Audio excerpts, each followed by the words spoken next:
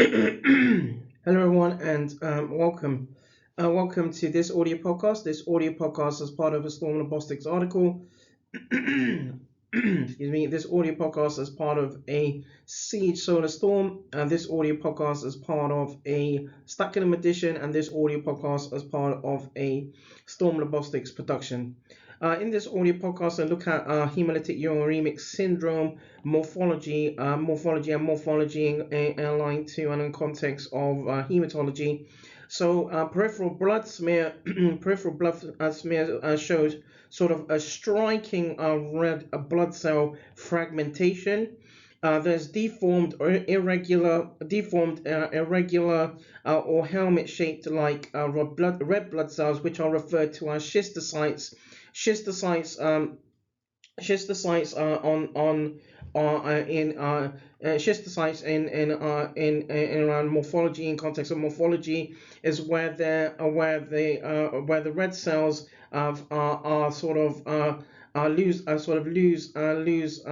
sort of the sort of concave nature of their formation, and where rather than sort of, for example, where a red cell has a round sort of a round a concave shape or appearance, the appearance is fragmented into a sort of a helmet cell, but also where much of the red cell is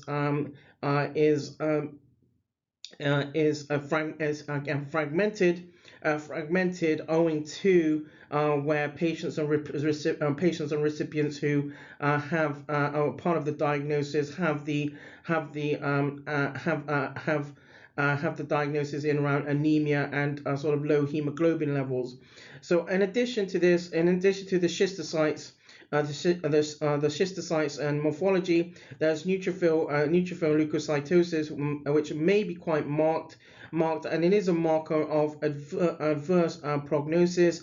There's also a sort of a polychromasia on morphology, which is where the red cells give a sort of grayish tinge, which may be marked, reduced as again thrombocytopenia, so reduced platelets, so not many platelets can be identified under morphology, and the main findings is around where there's 50 times 50 to 50 times 109 per field under microscopy and aligned to morphology or less. The bone marrow is cellular, and the response, which is response to hemolysis. There's a red cell breakdown, and additionally, peripheral blood smear shows peripheral blood smear of HUS and HUS recipients under morphology show findings on microangiopathic hemolytic anemia, and there in amongst literature, listeners and viewers, there are publications which highlight quite nicely in some regard the sort of depictions of red blood cell under microscopy and aligned to morphology, and much much of the morphology is